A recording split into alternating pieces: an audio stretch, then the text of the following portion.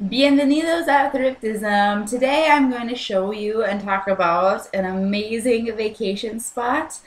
We recently visited Puerto Vallarta, and I want to show you that you can have an amazing vacation and not break your budget. So sit back, enjoy some of the pictures, and we'll cover some of the high points of Puerto Vallarta. U.S. resorts, beachfront resorts, can get really expensive. They can be over $300 a night, and that doesn't include your food, your drinks, or your entertainment. Also, in the winter, it's not necessarily warm enough to lay out in the sun, and I love doing that. While there's a lot of great places, today we're looking at Puerto Vallarta. Yes, there are more expensive places you can stay in Puerto Vallarta, but there are numerous places that are very affordable.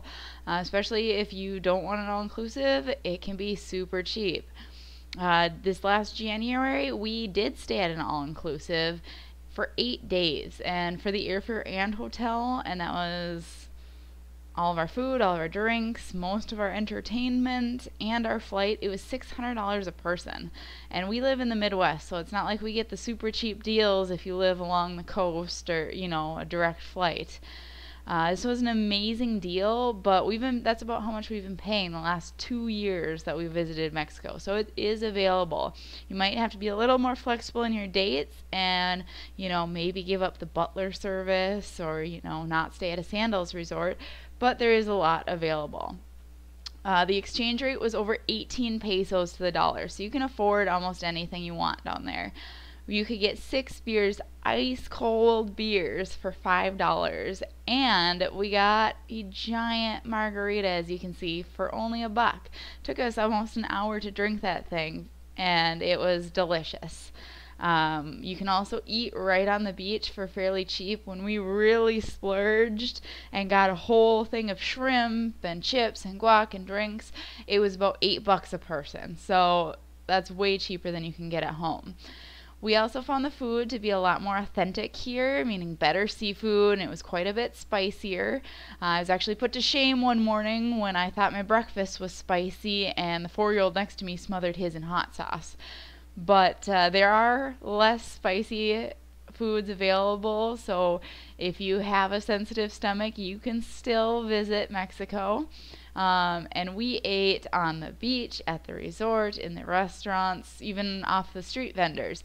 And none of us had any sort of stomach issues or food poisoning, so it's not something you really have to worry about as much. We even got shrimp on a stick out at the beach, and that seemed more sketchy, but it was still delicious. Again, the exchange rate is great, and you can pay in dollars, but you'll get a lot better value if you convert your money to pesos, because with dollars, they'll give you 12 to 15 pesos for the dollar, versus if you exchange, you get 18 pesos to the dollar. And if you're like us, our bank reimbursed our ATM fees, so it's basically free to exchange your money. There's more than 25 miles of beaches in the Banderas Bay area. You can go on ocean excursions, jungle excursions, and do stuff in the city. You can go out for the nightlife. There's family-friendly things to do. Check back later. We'll be doing another post on more about things to do, places to eat, and that kind of stuff. A little thing on, a lot of them don't necessarily speak that much English. Some of the workers speak really good English. A lot of them speak okay English.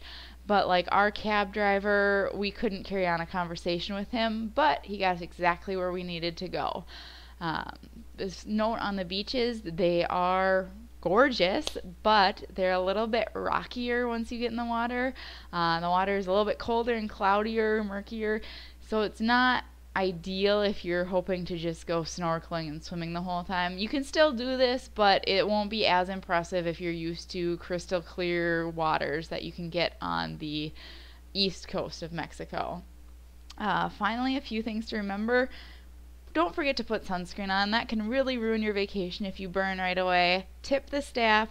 $1 can go a long ways, and you'll get a lot better service.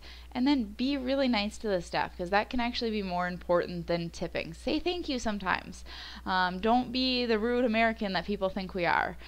Try and be patient. Things run at a slower pace. Take time to enjoy your meal, watch the ocean. There isn't a rush. You're on vacation.